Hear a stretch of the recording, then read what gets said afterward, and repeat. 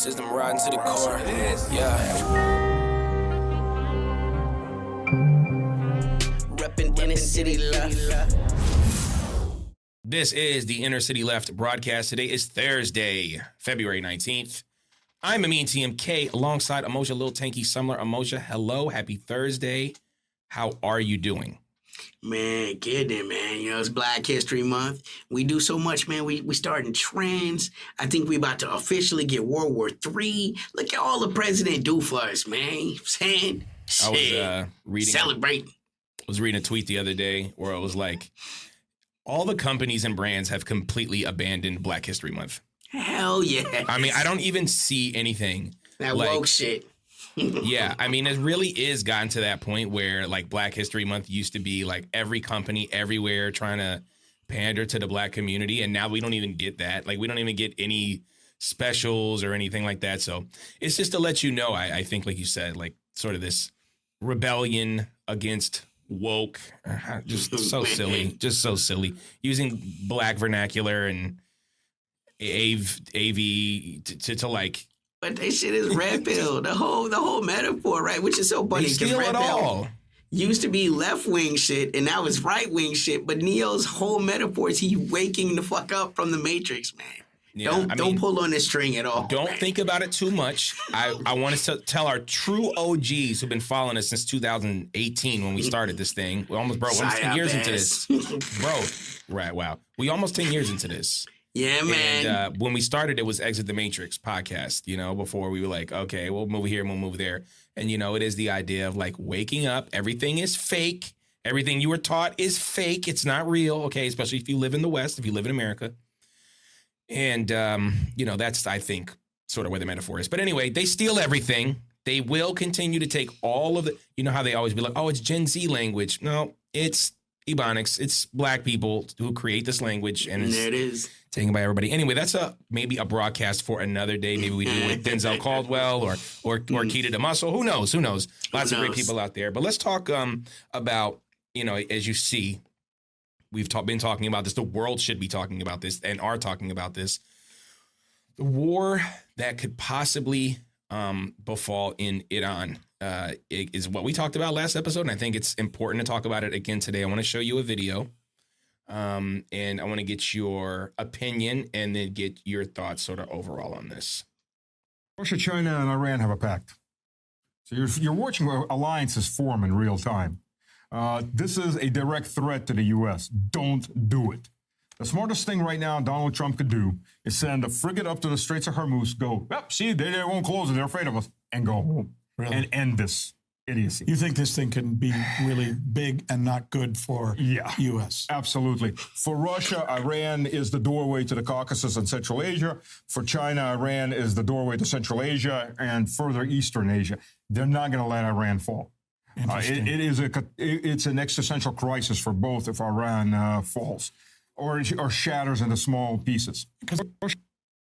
You know, we talked about this a little bit earlier, sort of discussing the alliances that had to take place, and the world is sort of clicking up, and Iran is sort of a part of that click, you know. And I think a lot of the, like, you know, you talked, like we talked about how in Ukraine, you know, that is where they're staging this war, you know, for the larger Europe and the West versus Russia war. And Iran is sort of like also this point where, you know, the global South is kind of put all of its, I don't want to say eggs into this basket, but, it, you know, sort of everyone knows that Iran can't fall, because if it does, it makes everything so much easier for U.S. hegemony, Israel, all of those things.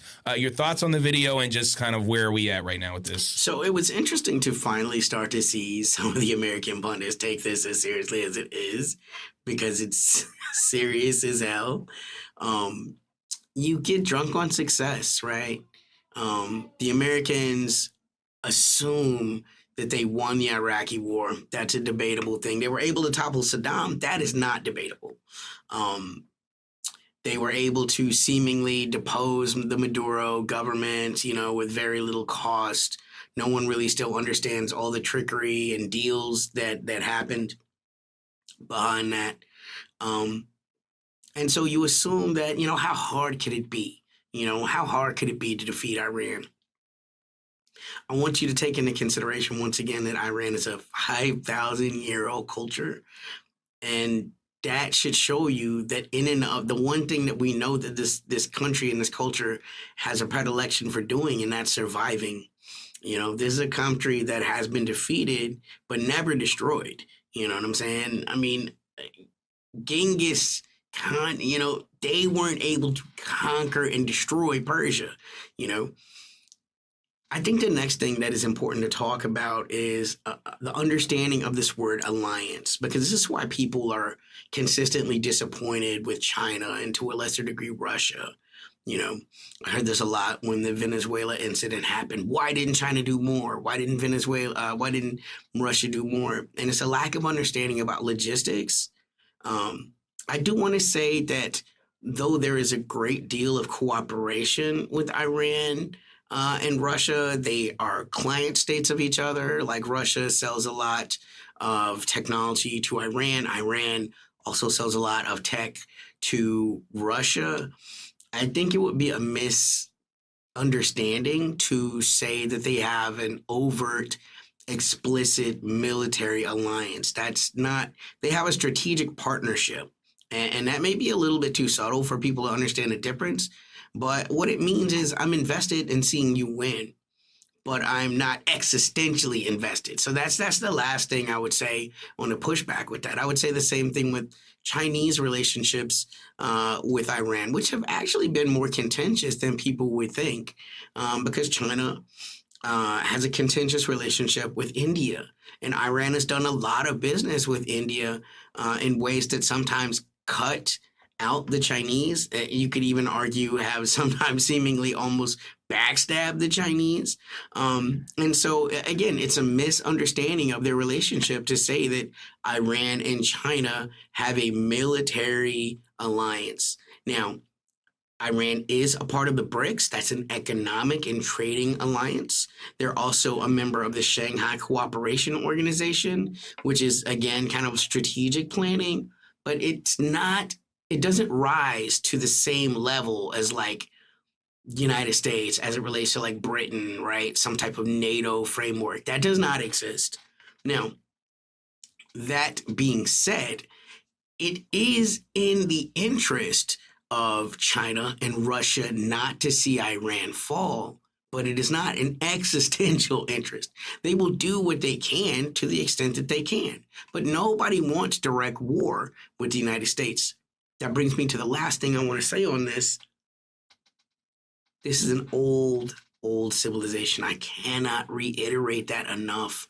Iran is an extremely durable society, and they feel like what they've been given right now is death ground, right? For anybody that reads Sun Tzu, when you're on death ground, you fight. Nobody wants to fight the United States, but no one's also going to let themselves get shot in the head either, right? That's not what nation states do. Now, since they find themselves in this death state on death ground, the capacity for violence that exists, when you feel like now there are no outs, all that's left is survival, it changes the calculation quite a bit. And people that understand the Persian Gulf, understand the geography of that body of water, understand the geopolitical importance of it being one of the largest commerce routes in the world, they start to understand that if Iran is in a situation where they feel like the legitimacy of their government is in question, right? Where there's nothing left to do, then that frees up the playbook quite a lot, and they do have the capacity to strike in a way that is quite kinetic. And these are things to consider. We've talked about it before. This will not be Iraq. This is a country that has the ability to cause significant damage to Americans in the region. There's close to 40 American bases there. This is why all of a sudden, right, Trump is now deciding to finally pull the Americans out of Syria. He understands that everybody in the Middle East is essentially in harm's way. And this is a war of opportunity. This is a war of aggression because Iran has, as it stands, no capacity as we understand it to damage the continental United States of America. And so it's difficult to make a national security argument, though people will conflate security of Israel with the security of the United States.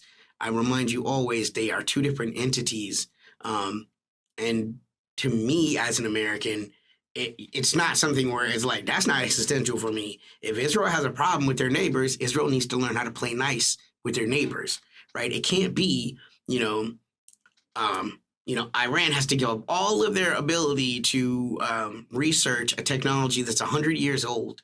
Like nuclear technology is 100 years old. And more so than that, not only can you not do this thing that the United Nations ensured that you could do, by the way, by joining the United Nations and joining the Non-Proliferation Treaty, which they have since pulled out of, not only can you not research nuclear technology, you also can't have missile tech. And the Israelis are not, there's no, we will also make sure we don't have missile tech. We will make sure, you know what I'm saying? Like, no country could abide such a slight. They want the terms of this negotiation they're asking for is essentially, will you neuter yourself? No country's going to do that. Yeah, I mean, China and Russia have already helped places like Cuba, and maybe it's not in a military capacity, but they have been helping. And I think it would be in their best interest, and I think they will help Iran in some capacity, whether it's military or not. I also think that, hey, if there's, maybe the average American doesn't care or have any, thought process surrounding, targets being hit. American targets being hit in the Middle East, but I definitely think that the Americans care about that. So there is a lot to be lost, even if they don't hit main America, which of course I think is going to be one of the last places hit. I don't think really anybody wants that particular smoke. But I do think China and Russia are absolutely, monitoring the situation and want to help Iran as much as possible. Iran does similar things, with the resistances in Yemen and Hezbollah and in Palestine. So, regardless whether there's like direct military aid or whatever it is, like through back channels or diplomacy or economics or they are going to participate, which kind of brings us to, this larger conversation surrounding Iran and Russia and China and the global South and sort of the collective West of, parts of the Americas, Europe, Japan, South Korea, the Philippines, so on and so forth. And, something I wanted to mention too, because this has sort of been the thing for the last few weeks, is this like peace board, the peace board in Palestine. And Indonesia had promised that they was going to send 1,000 troops for this peace process. The only troops so far I've seen outside of the United States or Israel kind of being discussed. So, Indonesia is kind of an interesting place to find, because, they've had back and forth sort of with, the United States. And I think that, their participation in, this board of peace is a really bad look for them. But it is kind of the Americans going like, hey, like earn your keep. Like if you want to be a part of the collective West, you need to earn your keep.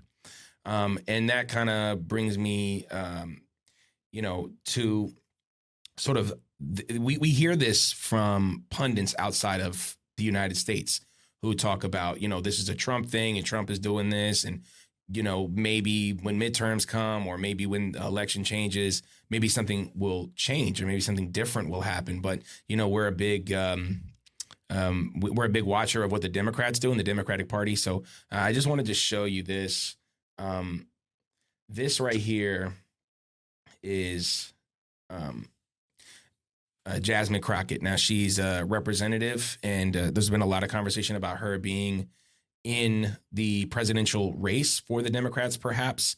A lot of people have sort of been like, oh, she could be a new voice and a better voice. And this is sort of her talking about the attacks on the Lebanese with the pagers. So this is from Riley TX. Only Talcario, who is this interviewer, has acknowledged the genocide and vowed to withhold any U.S. support funds for such harm to civilians. Meanwhile, here's Jasmine Crockett defending Israel's pager terrorist attack in Lebanon that killed and maimed many, including children. Attacks. At least that was more calculated, and it was more. It was specifically intended for who? For terrorists, correct?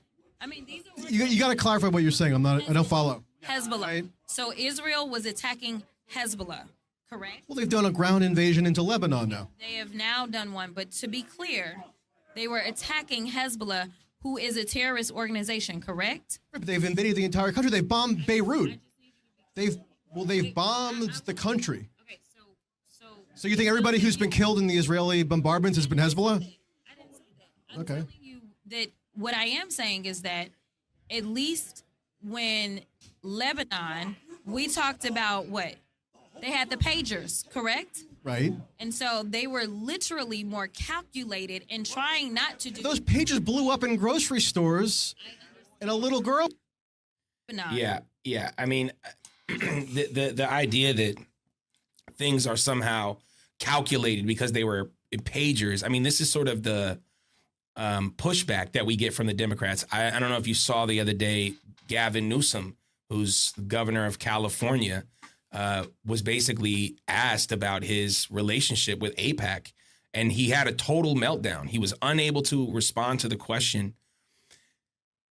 You know, I think that people get this idea that America is like on the verge of some sort of change or some sort of revolution or some sort of removal of these despots. And that's just ridiculous. I don't think that there's going to be any change from within the United States. It probably is going to come from the global South. When you hear Jasmine Crockett talk about the pagers that blew up, killed a little girl, blew up in grocery stores, saying that that's a calculated attack. I mean, what are your thoughts on that? So on Gavin Newsom, by the way, a dude that was dating a 19-year-old when he was 38, there's a reason why we call these guys the Epstein class. You know what I'm saying? Like, I thought that's like bad. You know, of course, right? Any rate, these are the people that the Democrats give you. You know, it's important to think about the Democrats as the backstop for the empire, not the saviors. Not the ones that will save you from the empire. They're the backstop. They're to make sure there's only so far back we can ever undo the work that's been done. Okay, this is a person. You know, Crockett is making an excuse for Israel with that pager attack. They killed nurses. Think about how many people use pagers just in regular life, like in regular America in the 90s, right? The assumption is, oh, everybody with a pager, you're a drug dealer. There's all kinds of reasons why people have pagers. And those pagers all blew up. They blew up women. They blew up children. They blew up people driving in their car. They blew up people that were on buses. They blew up. You see what I'm saying? Like, this wasn't a targeted attack at all. This was true chaos. And really, in many ways, what they did was they broke the world, because they showed that now every time anything you get on a plane, it's all security theater, because no one knows what type of latent boom is set up in any of your tech, right? It should have been something that shocked the world to its core. No one should have been more against this than Democrats, right, who claim to be human rights people. And yet you get the person who's rid their whole career on ID Paul and like, oh, I'm a righteous black woman. But that's not righteous. Like, when you're talking about blowing people up with pages because, oh, my God, they've labeled Hezbollah a terrorist. Okay, but not everybody in the world has labeled them as such. Some people see them as a political party because they do political party things. You know what I'm saying? And that in and of itself, you don't have the right to preemptively blow people up. Like, that's not supposed to be Western law, right? Magna Carta, right of a trial, a jury of peers, right? These are supposed to be Western values. And it's supposed to be the Democrats that are the backstop that make sure we never get past a certain level of accord with one another. And yet, here we are. And this is no different from someone like AOC going to the Munich Security Conference and talking about, even if, this is a person that delayed some elections, you just can't go grabbing leaders that are south of the equator. Like, first off, Venezuela's none of those things. Venezuela had elections, right? And so what you end up doing is you're still providing making tacit excuse for why the empire gets to do these things.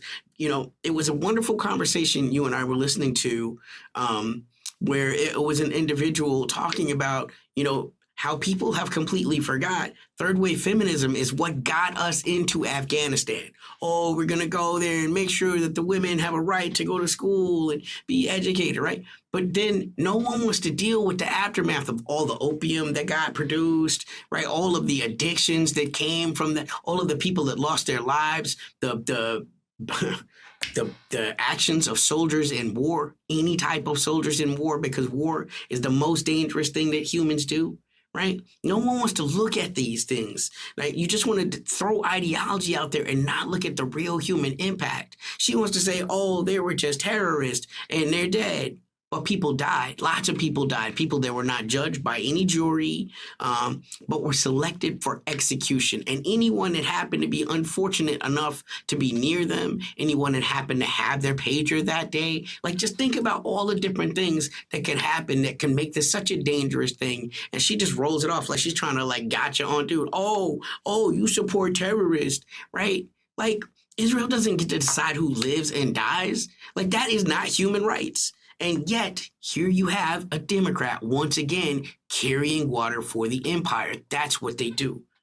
So the fact that she hasn't taken any AIPAC money is irrelevant to me. It's immaterial, because she has went to Israel and had one of those vetting trips. Why would a member of the House of Representatives need to go to Israel? Is that in your district? Like, your task on paper is to see to the needs of the people in your congressional district.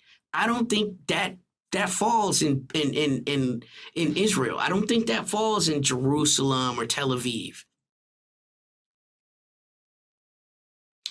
The last thing I do want to say, I also want to go back to what you said about the Chinese and the Russians, right? What they're doing, and again, this is something that what do you call it? The imperial boomerang, right? The Americans have stretched the definition of what it means to be engaged in a war so far that they're running ISR all throughout Ukraine and saying, well, we're not a party to this war. We're just doing, surveillance and reconnaissance of the battlefield, reconnoitering of the battlefield. And so now that's where you have, right, Russia and China. They're doing that same game as it relates to Iran. China has some of its most advanced surveillance ships that are running ISR, at least for China, but quite probably also for Iran, which is one more thing that really ups the ante, right? Because the Americans may be calculating, well, our stealth technology is more than enough for anything the Iranians can detect. But do you really know for a fact it's beyond the capacity for the Chinese? Because who knows what's going to happen with their signal intercepts, SIGINT, as they call it in war.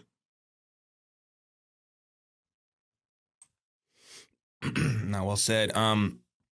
We always, I always like to bring this back just because, as you can see right here, for those who are on the broadcast, Palestine will be free. I got a little hat. But for me, like, and I think for a lot of people, and really for the world, especially Iran, like, one of the reasons they have the big ire is because they are supporters of Hezbollah, the Yemenis, and of course Hamas. And I just want to give it a shout out all to my fellow Muslims. Ramadan Mubarak to my Muslim family. And I just want to show you this, and I know you know about this as well, because sorry, this goes. This right here, coinciding with the first night of Ramadan and the Tarawih prayers, Israel occupations forces raid Al-Aqsa Mosque. And this is, and you're saying this is saying every year like clockwork. I just want to show for those who are watching here, these are IDF soldiers here, outside of the mosque on, the first night of Ramadan. And this is like, again, it's a much larger issue when you start talking about places like Al-Aqsa Mosque, because these are places of high religious importance to Muslims, very high. And if you're not a Muslim, you may not quite understand that importance. And I think that also goes towards Iran and Iran's, their religion and they hold that in a high regard. And again, in America, we do too. Every politician's screaming and crying, oh, it's a Christian nation. You hear Mike Huckabee somewhere, oh, it's a Christian nation.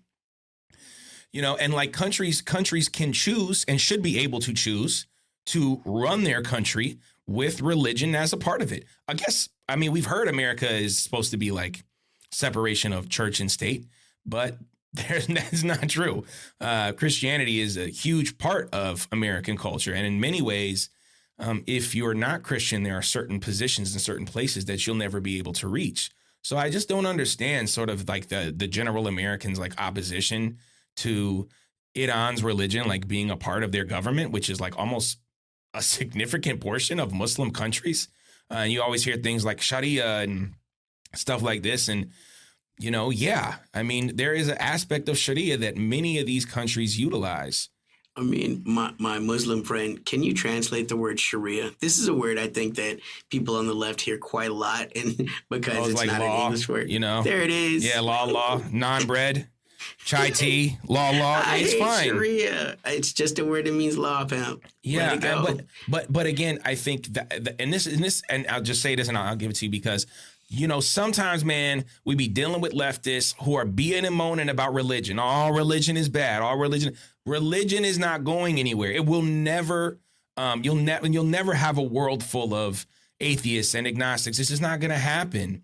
And of course, I got love for people who are of all faiths. I'm not tripping on what you do, but best believe Islam is only growing.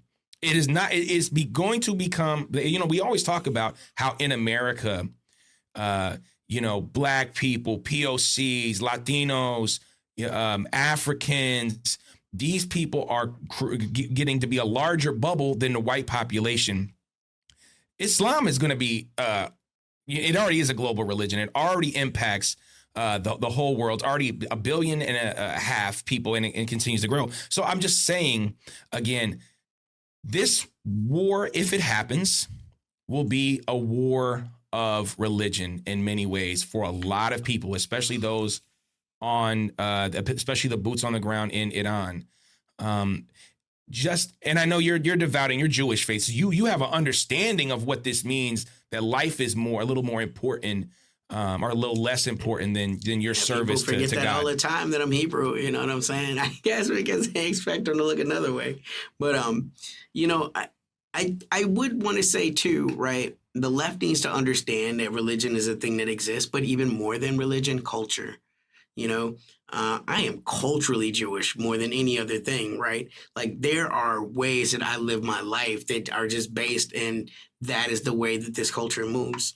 And it's a huge difference between being Hebrew and being a Zionist. That's a whole nother episode. But I think religion is a very interesting thing to think about, especially as we stand on the verge of war. I remember in academically, because I was not alive, one of the turning points of the Vietnam War was the Tet Offensive. And no one thought that anything could happen because Tet was, such a religious, a cultural, a spiritual time in really most of Asia, but specifically in Vietnam. And it was used as a rallying point, and that's when the war really popped off and went to the next level. I think there's a huge danger in invoking a war right now, as a significant portion of that region will be celebrating, practicing, experiencing Ramadan, because you are already talking about a country that has a great reverence for martyrs and martyrdom. You know what I'm saying? And so engaging in a war of choice at this time with people that feel like not just their religion, not just their state, but their cultural way of life is threatened.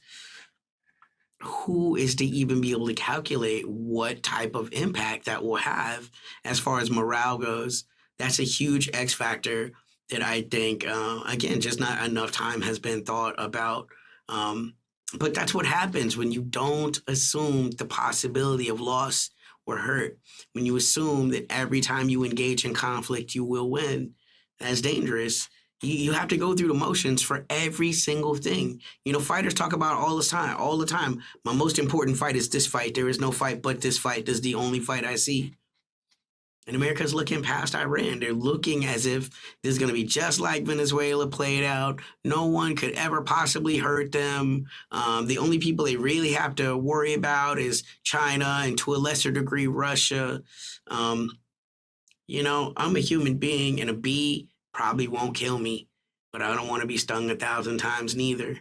You know what I'm saying?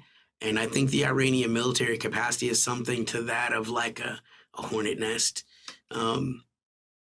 We might be an eagle, but an eagle doesn't want to get stung 1,000 times. You know, it's just very dangerous.